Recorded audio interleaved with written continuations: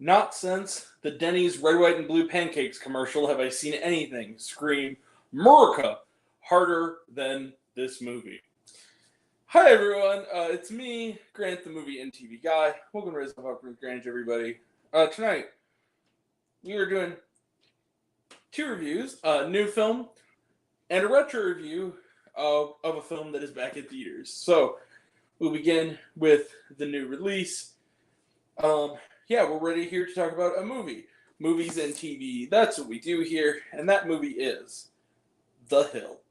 The Hill is also subtitled The Ricky Hill Story. The Hill is directed by Jeff Celentano, and and it's written by one of the writers, at the very least, of Hoosiers and Rudy, which is a bit of an unfair comparison. Hey, View with Drew right on cue. How's it going, buddy? I know you. Yeah, you told me. I hope you like it. It's really good. Anywho, I hope you have fun, buddy. Yeah, you got a Lego set. Yeah, you got it. That's awesome. Are you gonna make Are you gonna make like a short with it, or are you gonna just build it? Anywho, so the film is about Ricky Hill. He was a young man, the son of a pastor, played by in this film by Dennis Quaid. And when we meet him as a little boy, he has to wear leg braces, essentially to keep himself from basically crippling himself. He's born with a muscular issue. He grows up, however, his dream is to be a baseball player, especially a hitter. He can't walk, he can't necessarily run the bases very well. Okay. Go check out the Lego short on the View with Drew's channel. He's really good. His shorts are really, really good. His videos are really, really good.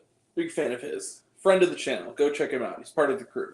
Anyway, so he cannot run the bases very well, but he can hit out of the park. Homers here and there at rapid fire. Baseball and the idolatry of baseball is looked down on in a religious household. And despite his mother and his sister and his brother's encouragement, dear old dad just will not come around. It's that kind of movie.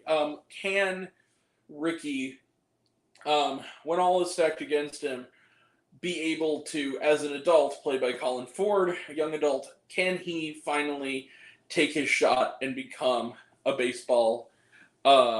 Major League Baseball player? Let the uplift begin. So, The Hill is a movie that is, I feel like we need to just talk about it. It is a faith-based movie. Those are not always loved here on this channel, I'm aware. I want to make something clear. I'm hard on faith-based movies because I genuinely want Christians to actually have good movies. That's the main reason.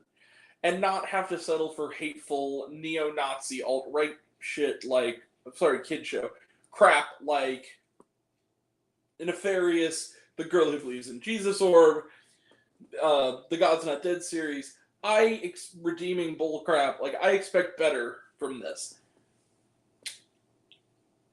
The Hill is old-fashioned.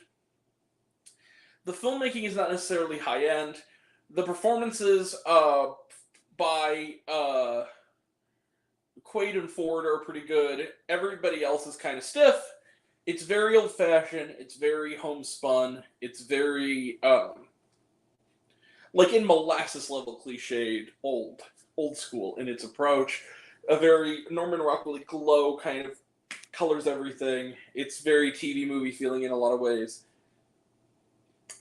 It's a formula movie. And also, Bonnie Bedelia, who is also a terrific actress, is the grandmother in this. She's unrecognizable, but it's kind of in a bad way. The makeup is not the best to make her look a lot older. all those things aside, also there are some early, somewhat moderately problematic elements in relation to the female characters in the film early on. That being said, in a sea of faith-based movies that are under par, The Hill, it seems almost like damning with faint praise to say that I was kind of... how do I put this? You grade movies like this a bit on a curve. It's just the way it works. You've got to kind of separate the movies that are actually doing what they say on the tin well versus ones who are actively causing like harm and problems with everybody. By that metric, The Hill is one of the better faith-based movies I've seen of late. It's not going to be on my best of list this year. It's not any kind of a masterpiece. But despite the cliches, and that goes down to the music, everything about this movie is predictable. There's something about that underdog formula that still gets the lump in the throat and the feel. Look at Gran Turismo. My response to that. Similar to that movie, I liked The Hill. I really was surprised because the critics have been kind of hard on it. I feel like they're being a little too hard. This movie, it's not hateful. It's not bigoted. It doesn't have any deeper agenda. It is a religious-infused, old-fashioned baseball movie. But it works, because I feel like it is... You're never bored. It's always engaging. And there is something about that formula that does work and exceed the film's limitations. You do root for Ricky, because he is overcoming a lot of odds in the story. So, that being said, I liked The Hill. The Hill is a lot better than a lot of other films coming out. Is it perfect? Not. Absolutely not. Is it... But I put this in the same category as Jesus Revolution and Tim Ballard, notwithstanding, Sound of Freedom. The movie Sound of Freedom, not the real, actually true story that the movie is somewhat fluffed up. But on a faith-based movies as movies separate from everything else, this is one of the better ones. This absolutely is one of the better ones. I'm not going to go all the way with it, but I'm going to walk the 2 blocks, just on the basis of it was a lot better than I thought it was going to be.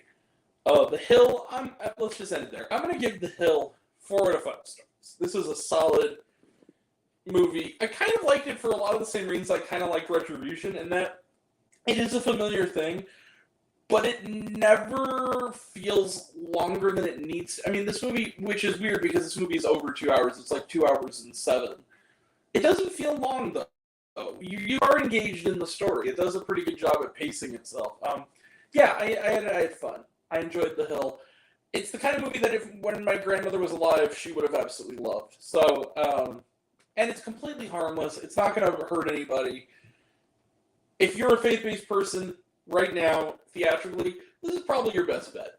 So yeah, I would give a solid recommendation, a moderate thumbs up, if you will, to The Hill. So anyway, that being said, I'm not always, big, scary, anti-religious movie guy all the time. Sometimes they can surprise me, and this one did. So, 4 out of 5 stars for The Hill. Let's close the book on it. Trailer trash. Let's talk some trailer trash. Let's see here. Did the Cartman voice there? Didn't mean to. Yeah, let's see right now. Migration. I'm really getting sick of this trailer. It looks fine, I guess. Radical. This is a new film starring Eugenio Derbez, who I really like in what I've seen. He was really good in Coda. He was really good in Dora. He was really good in Instructions Not Included. He's a good actor. I like it. But it's another Spanish language film about, it's about a teacher. It's a true story. It looks really interesting. I'll have to check it out. Priscilla. This is the new Sofia Coppola, Priscilla Presley movie. I'm going to check it out. I'm a big fan of Sofia Coppola. She's one of my favorite directors. Yes, even The Bling Ring. I was on my best of list in 2013. Come at me, haters. That's an underrated movie. No, I love Sofia Coppola. This was already a slam dunk. And coming off the back of Elvis, which was on my best of list last year, needless to say, I'm looking forward to this one. Next Goal Wins. We talked about it. Looks good. Paw Patrol: The Mighty Movie. This was a newer, shorter trailer. Looks good. Kim Kardashian dog makes a stupid joke in the trailer that kind of made me mad because I don't like Kim Kardashian. I'm sorry. I'm just going to say it right there. I said it in my Paw Patrol the movie review where she also was in it, the first one. That was my biggest flaw with that movie, is that Kim Kardashian is in it for some reason. Like, why is she in these movies? I don't know. Anyway, who said, and same with American Horror Story, who said that any of the Kardashians could act? Like, for real. There's even the one I like, which is Kendall. I like Kendall. Even she is not destined to be an actor. Come on, guys. Don't stop this. Real actor. It's the same with the freaking fact that Addison Rae is going to be the lead in Thanksgiving, the Eli Roth film. It's like, that's going to probably be, I bet you anything that's going to be, even if it's as good as the short it was based on, that's going to be the one thing that's going to bring the score down for me, is Addison Rae can't freaking act. Yeah, anyway. That was a long spiel. I apologize. Anyway, just had to get it off my chest here. My Big Fat Greek Wedding 3, talked about it. Looks good, I guess. We're going to see it in a couple weeks. I already got my ticket. I used A-List for it because the second one was not really that good. The first one I love. I love the original My Big Fat Greek Wedding. It's one of my favorite romantic comedies, and the second one was kind of a letdown. Hopefully it's more of an independent production this time. Never else is actually writing and directing it, so hopefully it'll be better. And then Journey to Bethlehem, I think we talked about this a while ago. It's a musical about the Nativity. It looks okay, I guess. Antonio Banderas looks like he's playing King Herod. That could be fun. Ordinary Angels, we talked about it. Looks all right. Hilary Swank is kind of having a new resurgence that I'm happy with. Yeah. And was there shawarma? Actually, I don't remember if there was or not. No, there wasn't. Okay. Yeah, there wasn't any shawarma. All right. That is it. We will be back really shortly after this again. In about, I think on my watch, it's about 12 minutes now. With a retro review of Jurassic Park, which is back in theaters for its 30th anniversary. Tomorrow we'll have back-to-back reviews of Vacation Friends 2 and You Are So Not Invited to My Bat Mitzvah. Sunday is a retro review of American Graffiti. And next Wednesday is Slaughterhouse. Next Thursday is Equalizer 3. And also next weekend, if we're able to, if I can find it near me, we're going to try to go see Bottoms, because I really want to see. Eventually, let me put it this way. Just like with Landscape with Invisible Hand, even if it never comes to my town, by the time when it is the first day those are on streaming, we will be watching them and reviewing them, because I want to see both of them. Before the year is out, we will have reviews of those two movies, regardless. But yeah, that's all coming up, and that'll all be next time. And until next time, I'm Grant, the movie and TV guy. I see it all, and I'm happy to share it with you. I love you all. I appreciate you all. I love all class dismissed. I love you 3000. Be kind to one another. If you like this video, give it a like if you want to. Give it a subscribe if you want to. Give it the bell. I don't know what it does, but that's what you're supposed to do, or so I've been told. Leave a comment, even if it's, hey, Grant, I like waffles. It really helps out. And if you want to find me else, reviews, lists, and other fun stuff, you can check me out on letterboxd.com at RaisinUpPopcorn with Grant. Twitter, I'm at RaiseGrant. You can find me on Facebook, Raising Up Popcorn with Grant. Instagram and Threads, at Raising Up Popcorn with Grant. Serialized, all one word, all lowercase, Raising Up Popcorn. Check out my podcast, Raising Up Popcorn with Grant, the podcast, on Spotify and Anchor. Some of you already have, but even if you haven't, take care of yourself, take care of your mental health. It's incredibly important. And I want to know down below, what did you think of The Hill? Did you like the movie? Did you hate the movie? Think my opinion's good? Think I'm full of shit? Comment below. Let me know. And until we meet again, we're all raised on popcorn. Make math extra better. I'll catch you guys next time. Take care, everyone. See you in a little bit.